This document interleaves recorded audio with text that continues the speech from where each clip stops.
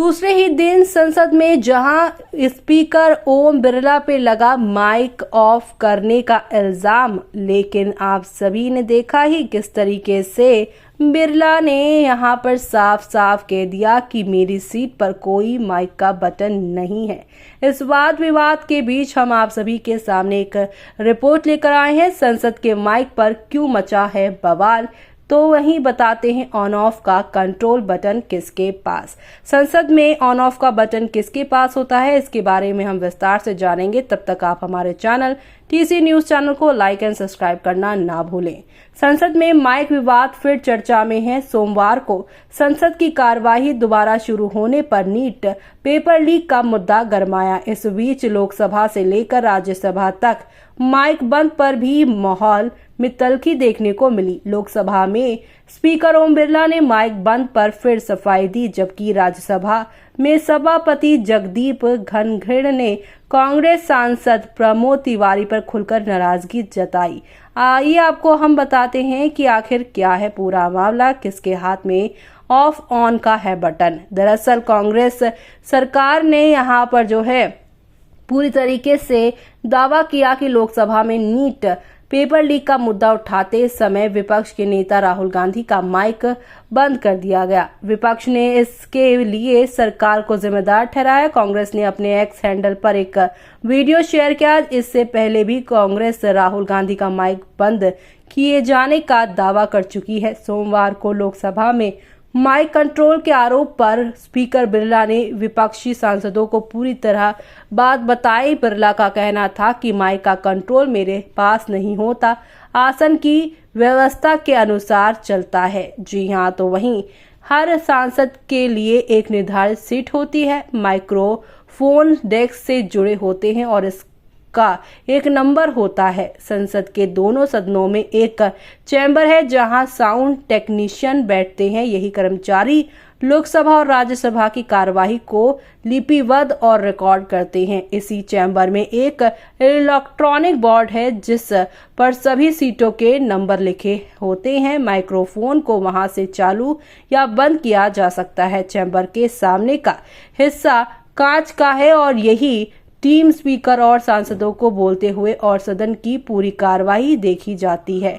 तो वहीं आपको बता दें कि निचले सदन के मामले में इसका संचालन लोकसभा सचिवालय के कर्मचारियों द्वारा किया जाता है, जबकि उच्च सदन के मामले में इसका संचालन राज्यसभा सचिवालय के कर्मचारी द्वारा किया जाता है। सदन की कार्यवाही को कवर करने वाले एक्सपर्ट और वरिष्ठ पत्रकारों का कहना है कि माइक्रोफोन को चालू और बंद करने की एक निर्धारित प्रक्रिया होती है। सिर्फ स्पीकर ही माइक्रोफोन को बंद करने का निर्देश दे सकते हैं और वे भी नियमों के अनुसार। कार्यवाही बाधित होने पर इस पावर का इस्तेमाल किया जा सकता है। दोनों सदनों में माइक्रोफोन मैनुअल रूप से चालू और बंद किए जाते हैं। डीएमके के राज्यसभा सांसद और वरिष्ठ अधिवक्ता पी विल्सन कहते हैं कि राज्यसभा के सभापति के निर्देश पर माइक्रोफोन चालू किए जाते हैं। जब सभापति किसी सदस्य को बुलाते हैं तभी माइक चालू किया जाता है। विल्सन कहते हैं कि शून्य काल में एक सदस्य को 3 मिनट का समय दिया जाता है। जब 3 मिनट पूरे हो जाते हैं तो माइक्रोफोन अपने आप बंद हो जाता है। विधेयकों आदि पर बहस के मामले में प्रत्येक पार्टी को समय दिया जाता है। स्पीकर उस समय के अनुसार चलते हैं और अपने विवेक से सदस्यों से बात पूरी करने के लिए 1 और 2 मिनट का समय देते हैं। एक सदस्य को सिर्फ 225 शब्द पढ़ने की सीमा है। संसद की कार्यवाही को कवर करने वाले एक पत्रकार के अनुसार यदि किसी सांसद की बोलने की बारी नहीं आई तो उसका माइक बंद किया जा सकता है। स्पेशल मेंशन के मामले में सांसदों के पास 250 शब्द पढ़ने की सीमा होती है। जैसे ही इसे सदस्य द्वारा पढ़ा जाता है, चैम्बर में मौजूद कर्मचारी द्वारा उस सदस्य का माइक बंद कर दिया जाता है। गाइडलाइन के तहत काम करता है स्टाफ। एक एक्सपर्ट के अनुसार माने तो सांसदों के लिए अलग अलग सीट नंबर निर्धारित है। सांसदों में अनुरोध किया जाता है कि वो अपने निर्धारित सीटों पर ही बोले। हालांकि नए संसद में सीट निर्धारित किए जाने की प्रक्रिया चल रही है। ऐसे में सांसदों को स्क्रीन या सीसीटीवी में देखकर उनका माइक ऑन या ऑफ करना होता है। तब प्रत्येक सांसद को डिवीजन नंबर मिल जाएगा तो साउंड इंजीनियर का काम बेहद आसान हो जाएगा। एक्सपर्ट का कहना है कि जो लोकसभा और राज्यसभा में पूरे माइक्रोफोन सिस्टम की देखभाल करता है वो यहाँ समर्पित और वेल ट्रेंड स्टाफ होते हैं। ये टीम गाइडलाइन के अनुसार काम करती है, लेकिन जब सांसदों की बोलने की बारी ही नहीं आती है तो उनकी आवाज कैसे सुनी जा सकती है।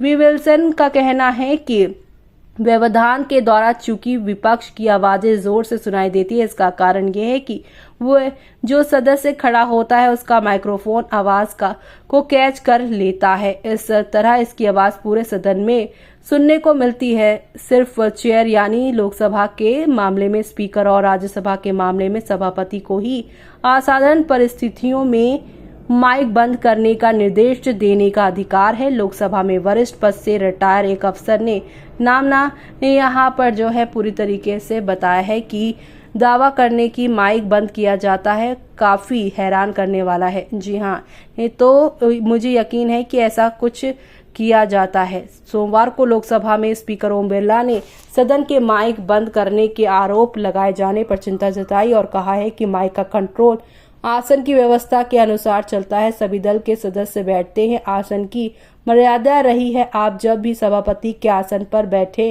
अपेक्षा नहीं करे तो सही रहेगा। आसन पर सुरेश जी यानी कांग्रेस सांसद भी बैठते हैं। कंट्रोल है क्या? सुरेश जी कह रहे हैं कि नहीं है।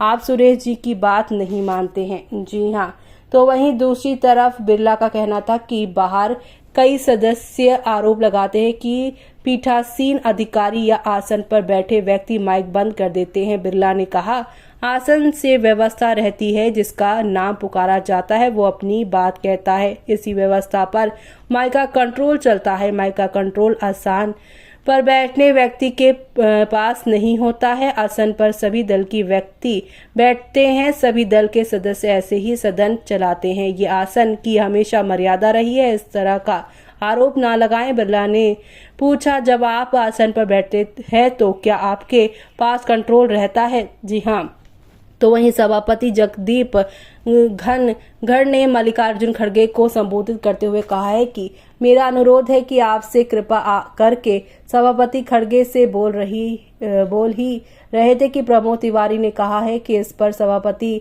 धनखड़ भड़क गए। सभापति ने प्रमोद तिवारी को चेतावनी देते हुए कहा है कि आई टुक स्ट्रॉन्ग एक्शन। धनखड़ ने सवाल पूछा, ये माइक बंद होता है क्या? जब मैं बोलता हूं तो माइक किसी का चालू नहीं रहता। ये जानते हैं आप, आपका इतना लंबा अनुभव है, आप ज्यादा जानते हैं। तो जी हाँ, इस बात पर वाद विवाद लंबा चल चुका है और अब यहाँ पर देखना होगा कि क्या इसका निष्कर्ष निकलेगा। आपको क्या लगता है? कमेंट बॉक्स में कमेंट करके हमें बताना ना भूलें।